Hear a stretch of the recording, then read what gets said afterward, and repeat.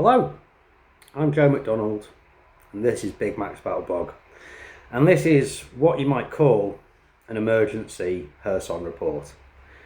So, on my previous videos I've spoken about how the FPV strike situation on the city has got much worse. Pretty much the whole city is a kill zone now for the Russians, and and the highway in between Kherson and Mykolaiv, as far as Posad-Bakrovsk, is under fire from drones. That has caused casualties in an increased amount over the last kind of 3-week period.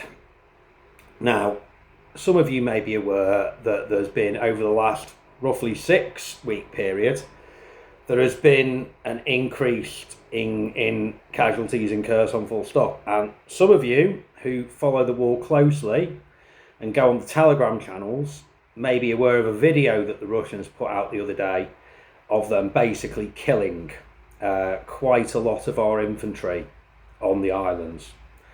Now, why is this the case? Why is this happening? Why isn't it the other way round like it's been for quite a while? Well, we have a new commander.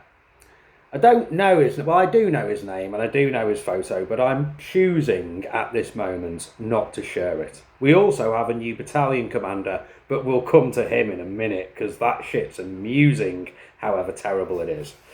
Now, the new brigade commander is 27 years old. And when we first heard that, obviously there is the reserve of older men to worry about someone younger than commanding him, but frankly, the general feeling was positive. He's 27, he's risen up the ranks quickly, apparently he's very clever, and he's stormed Krinky. And so he's been involved in heavy fighting down our way. He's been under not only artillery and rifle fire and mortar fire, but attack from drones. You know, the guy should know what it's actually like.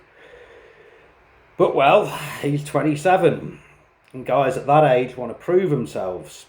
You know, they're also perhaps too willing to listen to the uncles. The problem this fucking army's had, that I identified in my first couple of weeks in the war, was as soon as the major invasion came, Ukraine needed to scale up his army to general mobilization levels rapidly, and you need an officer corps and an administrator corps, because that's basically what officers are, administrators. You need a corps of people to do that, and what they had was the remnants of the Red Army left in Ukraine. We all know that that's caused so many fucking casualties because of guys who might be Ukrainian through and through, in their hearts, but in their heads, the USSR. And that's why it's taken so long for drones to get taken seriously, and that's why there's been so many pig-headed suicide missions and meat assaults that we always talk about how the Russians do, but we've done lots as well. And anyone who's been a soldier here for the last couple of years, like I have, fucking knows that, right? So, when I first came to Kherson, there was still not too long after it had been liberated. I arrived in mid-23. It was liberated in November 22. There was still this big push to get across the islands and to dominate the islands with infantry positions. And I've been on a few of those missions. And this is worth another video based on Sivdiv's content. You know, he breaks things down. I go on long anecdotes, he breaks things down more. Perhaps I should do that. But yeah, those missions were some of the most terrifying times of my life. Getting on a speedboat, you're already being observed by drones. There's already munitions, artillery, mortars, drones trying to hit the boats as you go in. You disembark, the artillery fire increases, there are drones dropping bombs on you overhead. You get into some position and hope, just hope, that they haven't got enough like accuracy or power to get down into the shitty little basement on an island where 90% of the land on these islands that you see, if you look at the map of Kherson, and I invite you to do that on Google Maps and on Google Earth, and it's relevant, right? Look at Kherson on Google Earth, look at the islands in the Dnipro, look at it on Google Maps and use the terrain function.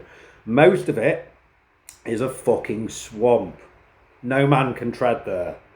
The bits that aren't a swamp are extremely bad places to dig trenches in, because they either A, collapse, B, flood, C, both. And there's very few buildings left there with bunkers, right?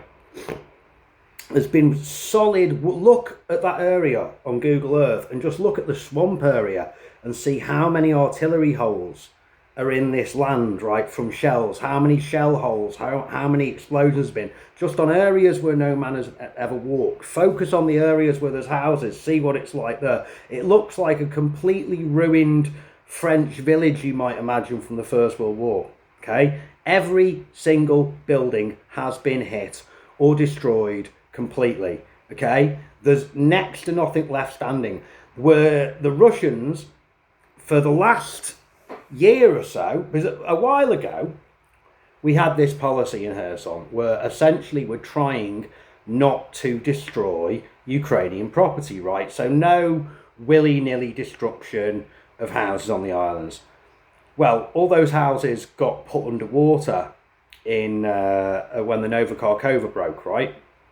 So they were underwater, completely submerged for a couple of weeks, and then they've been abandoned for a few years. So eventually, the conclusion, and every one of our soldiers we send to the island, including my good self, has come back with some kind of lung infection, right, based on the mold, the damp, the dust, the fact that you have to shit in the same house you're occupying, you know, and you know, it's a filthy environment. Everyone comes back sick. So eventually, the policy changed from save the houses to fuck all of that, like deny the enemy positions. So the Russians have been sending guys into the same basements that we killed guys in the other day for quite a while now, right? I have said on other videos, I actually feel sorry for the Russian infantry who get sent to the islands, because they're just repeating the same suicide failed mission as the last 500 boats who came to the island is. They go to a house, we identify the house where it is, we blow up the house, that's it. Now, the new fucking 27-year-old dickhead fucking brigade commander, he's meant to be some rock star, but I bet his fucking dad's someone important in Kyiv. This fucking prick, who's just come into power, has decided to basically get our Ukrainian soldiers, whose lives we cannot afford to waste, some of them who've got years of combat experience, to go on the same stupid fucking missions to the islands that are literally, again, when you look at them, they're just little, 10% of the land is land you can walk on. There's nowhere to fucking hide. There's rivers in between other bits of islands, so you can only get so far. All you're doing is putting men in harm's way. He decided to do that, I guess, to show he's tough. I guess to show he's fucking tough, right? And that has resulted in, from what I hear from various sources within the 34th Marine Brigade, guys in the infantry, guys in drones, friends of mine. I was there for 2 years. Fuck you, sirs. Do you think my mates aren't going to talk to me? And I'm a civilian. So there's fuck all you can do to me now, except maybe come and splash acid in me face or shoot me, like the battalion commander's boss did to some ex-boss did to some journal in Kherson. That's another thing we're coming to now. So we've got some fucking idiot of a 27-year-old brigade commander who sent 30, 40 guys off to get killed and wounded pointlessly on the islands in the last 6 weeks, right? 30, 40 fucking Ukrainian heroes gone because of one stupid young officer cunt with USSR fucking ideas and fucking cancer in his head, right? And now we've got a battalion commander, right, who's just got put into position, whose ex-boss was this chief of Kherson, right, who was also a gangster. They called him the Master, right? And he's in prison right now because some journalist who wrote about him got fucking acid thrown in her face and she died, yeah? So really nice people. I've just been speaking to some mates of mine in Kyiv because after 2.5 years of war in this country and doing a lot of good for Ukrainian media fundraising and all kinds of things, you know, I have some powerful friends. I'm not scared of battalion commanders. And this guy is a fucking crook, right? So and he's got 0. He's the commander of the UAV battalion, right? So how the fuck someone who's in charge of a UAV battalion with 0 experience of drones, very clearly likes working for Russian criminals, got in command? I don't fucking know. So yeah, heads will roll.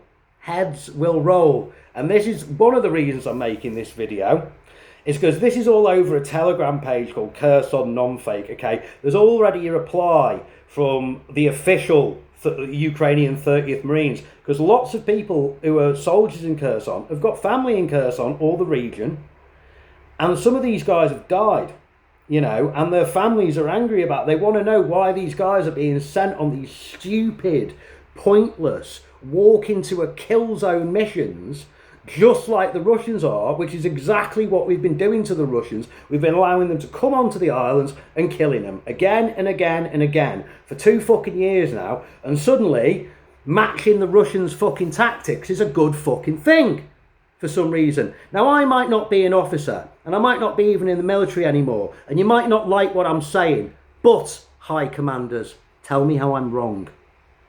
Tell me how I'm fucking wrong. Anyway, it's goodbye from me, Joe McDonald, at Big Mac's Battle Blog. And as always, to our pro-Russian and Vatnik listeners, Idina Hoyzalupa. And, just as a one-off, USSR Dolbayot Commander Pidarasi Musarab.